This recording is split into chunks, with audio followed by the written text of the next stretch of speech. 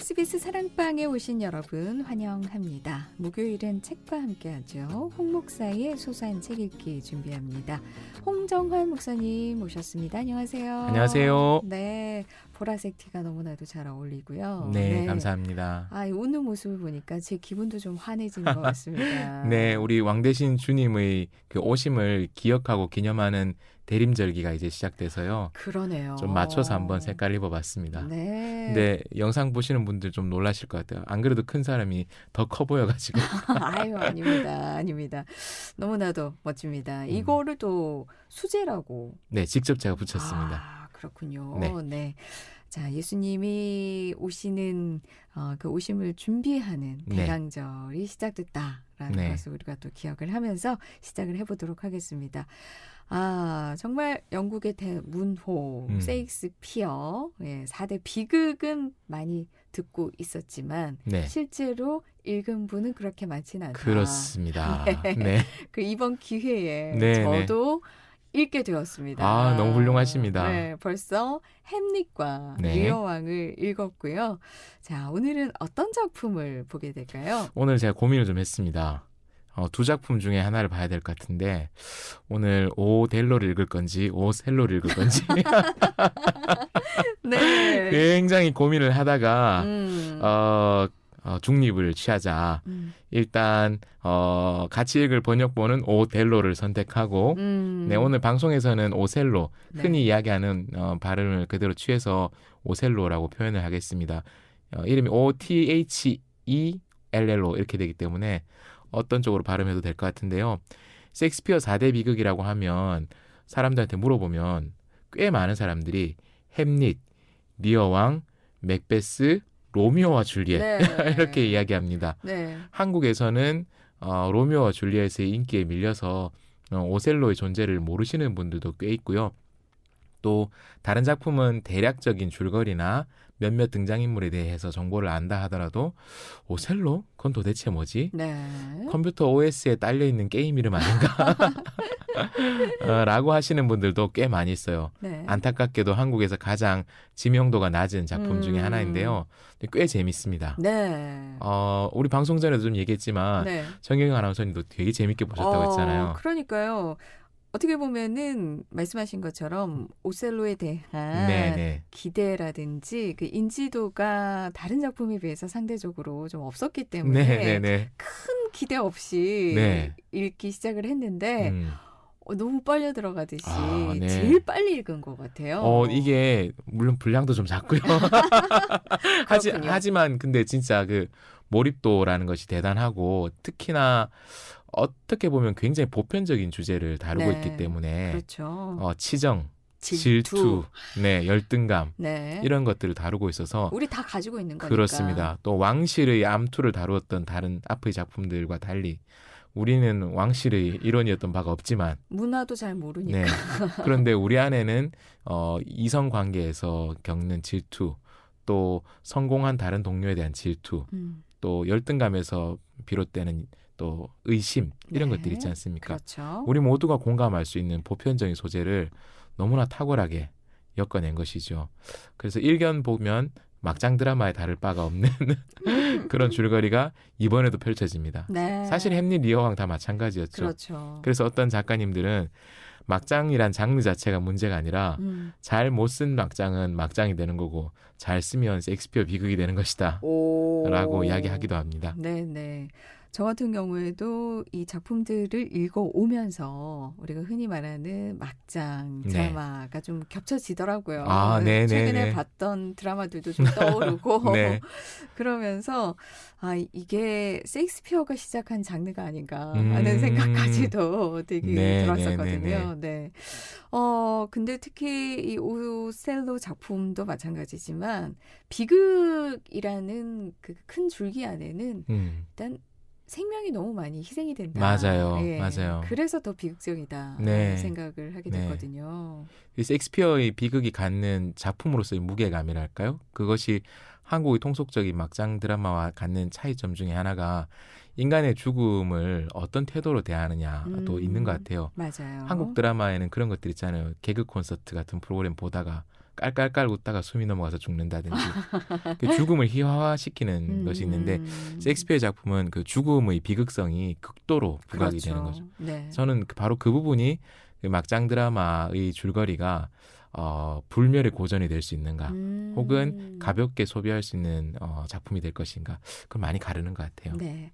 지난번 방송에서 리어왕의 줄거리를 진짜 읽은 것처럼 잘 요약을 해서 아유, 부끄럽습니다. 들려주셨잖아요. 저희가 또 연기도 막 하고 그랬었잖아요. 네. 자, 오늘도 오셀로 작품을 들어가니까 네. 좀 재밌게 얘기를 부탁드리겠습니다. 한번 제가 도전해 보겠습니다. 네. 주인공이 오셀로입니다. 네. 오셀로는 베니스의 유능한 장군입니다. 군인인 것이죠. 그런데 그에게는 베니스의 다른 사람들과 구별되는 외모상의 특징이 있었습니다. 네. 피부색이었죠. 작품에서는 그를 무어인이라고 이야기하고 있습니다. 무어인이라고 하면 우리는 좀 생소하죠.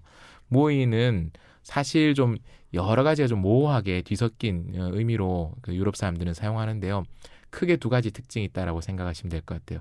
종교 문화적으로는 무슬림, 그리고 인종적으로는 아프리카 계열. 근데 완전 우리가 아프리카라고 해서 완전 검은 분들만 있는 것이 아니고 넓은 아프리카 대륙에 피부색이 좀 다양하게 있거든요.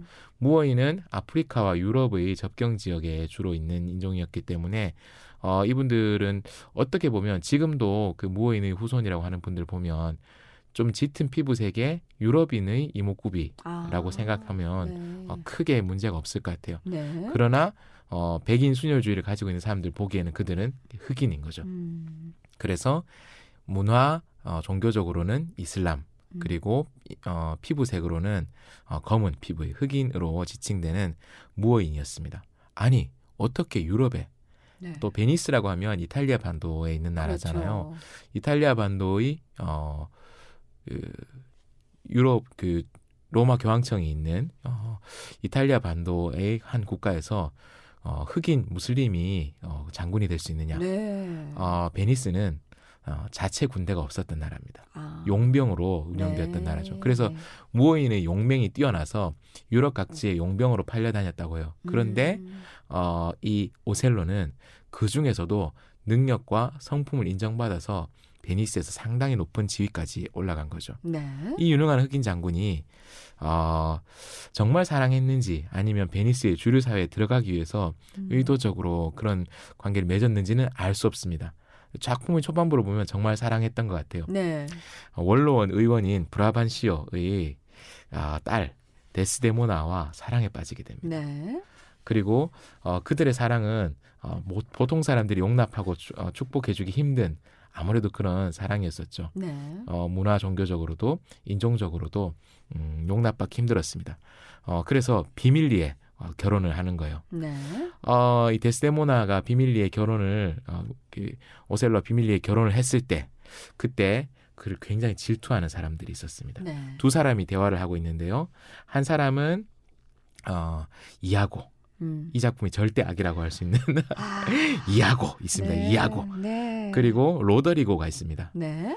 두 사람은 각각 다른 이유로 이 부부를 오셀로 부부를 싫어하고 또 질투하고 있습니다. 왜냐하면 이아고는 좀 진급하고 싶었어요. 네. 오셀로 장군의 밑에 있었으면서 오셀로의 부관이 되고 싶었거든요. 네. 드디어 부관 자리가 비었을 때 자기를 쓰지 않고 캐시오라는 부하를 부관으로 임명을 하니까 저 자리는 내 것이어야 했는데 라고 질투를 하고 있었습니다.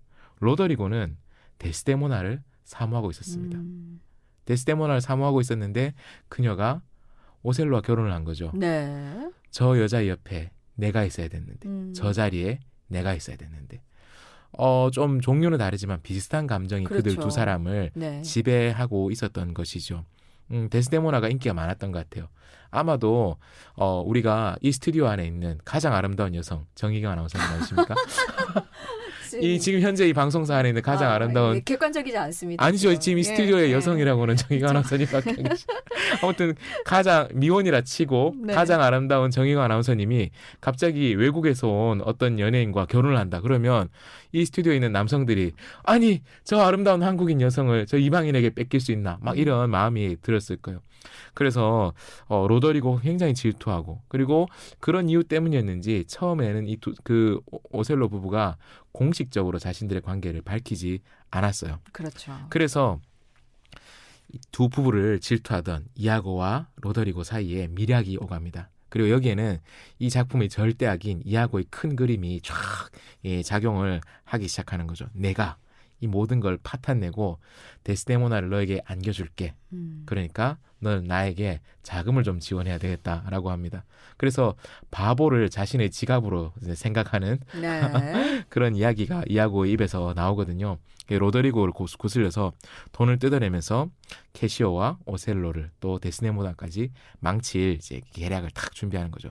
그런데 그때 베니스에 큰일이 벌어집니다. 외적이 침입해 오는 거죠. 네. 터키로부터 함대가 이제 딱 공격해 온다라고 하니까 나라에서 그 베니스 공국에서 유능한 장군인 오셀로를 불러서 이 위기를 좀 해결을 해달라라고 합니다. 오셀로 장군이 전투에 나가는데 그 당시에 일반적인 군대가 그랬는지 아니면 오셀로가 아내를 특별히 사랑해서 그런지 모르겠는데 아내와 함께 전쟁터로 가더라고요. 맞아요. 아하 죽어도 같이 죽고 살아도 같이 죽는지 모르겠으나 아무튼 가족이 같이 가는 거예요. 네. 근데 전쟁이 생각보다 싱겁게 끝납니다. 오셀로가 하지 않았어요. 태풍이 부는 거예요. 네. 성난 파도 속에서 터키 함대가 바닷속으로 침몰하게 되죠. 그리고 오셀로 장군님은 아무것도 한 게 없지만 개선 장군이 돼서 금이 환영을 할 수 있는 그런 처지가 되었습니다. 그리고 이제 주둔지에서 축제가 벌어지는 거죠. 축제가 벌어질 때 그때 드디어 이아고의 계략이 본격적으로 돌아가기 시작합니다. 경비를 써야 되잖아요. 네. 그래서 오셀로가 자신의 부관인 캐시오에게 야간 경비 책임을 딱 맡깁니다. 근데 이아고도 같이 경비를 서다가 캐시오를 이제 꼬시는 거죠.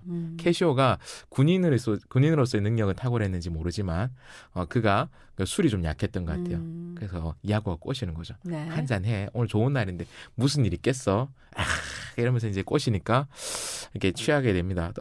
이제 캐시오가 취하면 사람이 취하게 되면 분별력이나 네. 판단력이 흐려지게 되겠죠. 그렇죠. 그래서 자신의 그 수족같이 이제 부리고 있는 돈도 뜯어내고 막 부리게 된 로더리고를 이용해서 둘을 싸움을 붙이는 거예요. 그래서 캐시오가 로더리고를 줍팹니다. 네. 그리고는 이제 그 싸움을 말리던 다른 사람, 그 섬의 총독까지도 다치게 되는 거예요.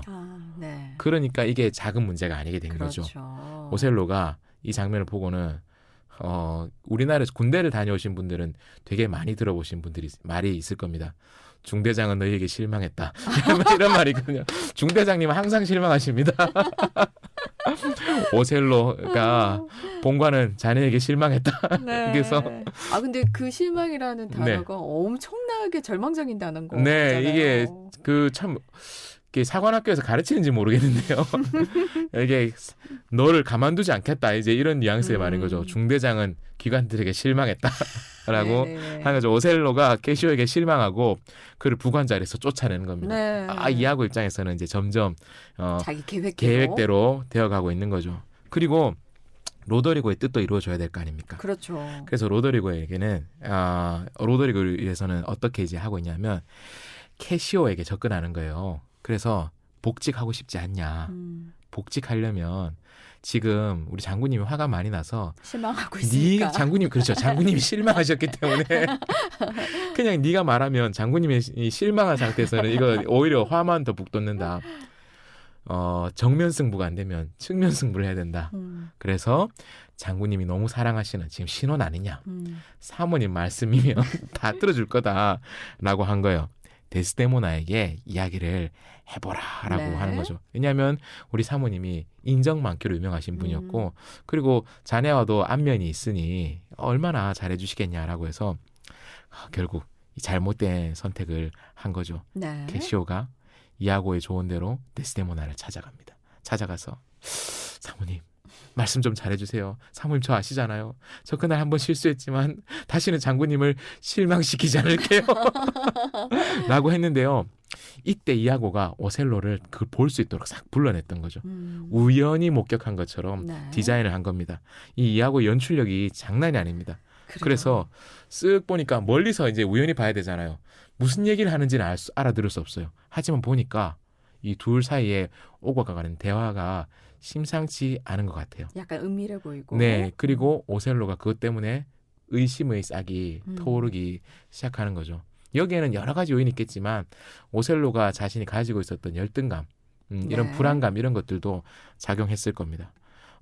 데스데모나가 캐시오가 그렇게 얘기했어도 우리 남편이 하는 일에 제가 개입하는 건 정당하지 않은 것 같아요 라고 물리쳤으면 어쩌면 거기서 끝났을지 모르겠습니다. 네. 지금까지 오셀로를 사랑해 주신 여러분께 감사드립니다 하고 조기종영했을지 모르나 이 마음씨 착한 데스데모나가 캐시오의 딱한 사정을 듣고 오셀로에게 찾아가서 여보, 캐시오 장군, 캐시오 부관 괜찮은 사람인 것 같은데 한 번 실수했는데 실망을 좀 거두지 그래요 라고 하니까 오셀로가 그 앞에서는 그래, 쿨해 보이고 싶잖아요. 남자들이 사랑하는 여성 앞에서 쪼잔해 보이고 싶지 않거든요. 하지만 그 마음속에 의심이 더욱더 커지는 거죠. 뭐지? 네. 왜 캐시오를 복직시켜달라고 하는 거지?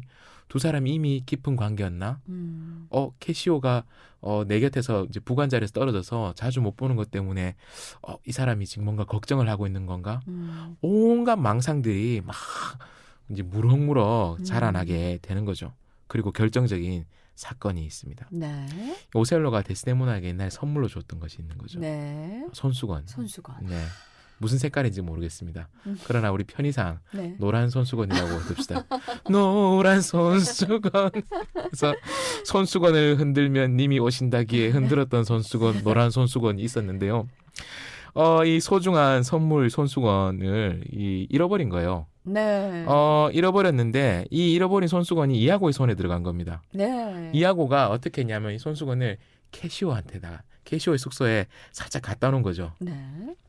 오셀로가 의심이 막 이제 점점 망상이 막 커지고 있을 때 이아고가 점점 더 이걸 부추기고 있었잖아요.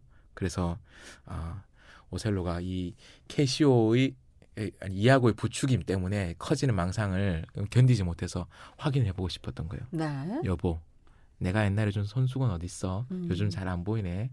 라고 하니까 손수건 없는 거죠. 그렇죠. 사라진 거죠. 잃어버렸으니까. 네네. 잃어버렸는데 근데 그 손수건이 어디 있었어요?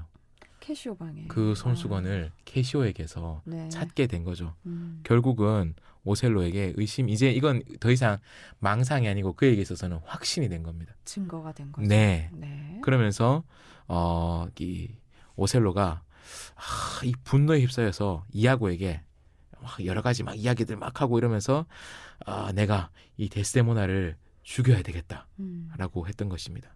그런데 이 이아고가 로더리고에게 이제 너는 캐시오를 공격해라. 그래서 서로 이제 막 죽이면서 모든 것이 정리되면 캐시오도 죽고 그리고 이제 다 이제 데스데모나도 죽고 이렇게 하면 입을 막을 수 있는 거예요. 왜냐하면 이 로더리고가 사라져야 되는 거예요. 네. 로더리고가 살아있으면 자신의 범행이 드러날 수 있으니까 이아고 입장에서는 데스데모나, 캐시오, 로더리고가 다 사라져야 되는 거예요. 그래서 이아고의 큰 그림 속에서 어떤 식의 가장 이상적인 구도는 뭐냐면 이아고가 로더리고를 죽이고 그리고 오셀로는 데스데모나를 죽이고 또 캐시오가 로더리고를 공격하고 막 이런 이 난장판이 이제 되도록 하는 것이었죠.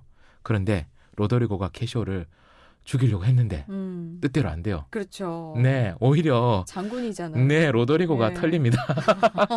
상처를 입고 그러면서 주변에서 지켜보고 있었던 이아고가 캐시오를 쫓아가서 이놈 어떻게든 여기서 해결해야 되거든요. 네. 상처를 입혔는데 안 죽었어요. 그렇죠. 막 비명소리 들린 거죠. 나 죽네. 그러니까 오셀로가 캐시오 이놈이 죽었구나라고 갔는데 가고 이제 됐어. 이제 나는 이 데스데모나를 보내야 되겠다라고 생각했는데요. 칼로 찔러서 죽이려고 했는데 도저히 마음이 그렇게 안 되는 거예요. 그래서 칼로는 못 찌르고 목을 조릅니다. 네. 인기척을 느끼고 잠에서 깬 그 아내를 보고는 이 못된 것 캐시오가 다 자백했어라고 하고는 살려달라는 그녀의 청을 뿌리치고 목을 졸라서 그녀를 죽이려고 했었습니다. 근데 바로 죽진 않았어요. 이 네. 기절을 했는데요. 그때 이밀리아가 찾아옵니다. 이밀리아는 이아고의 아내입니다. 아내. 네. 사실 이 작품에서 거의 유일하게 제정신인 사람이라고 해도 맞아요. 과언이 아니죠. 네. 제가 좋아하는 어떤 선생님이 지역에서 지역에 사시는 분들이 오셀로로 공연을 하려고 해서 오셀로를 그러면 공연하기 전에 이해를 해야 되니까 좀 강의를 해달라고 해서 수업을 하러 가셨대요. 네. 수업하러 가니까 처음에는 그 지역의 마을에 계신 여성분들이 다 데스데모나 하고 싶어서 주연하고 싶잖아요. 그러니까요. 순결한 데스데모나.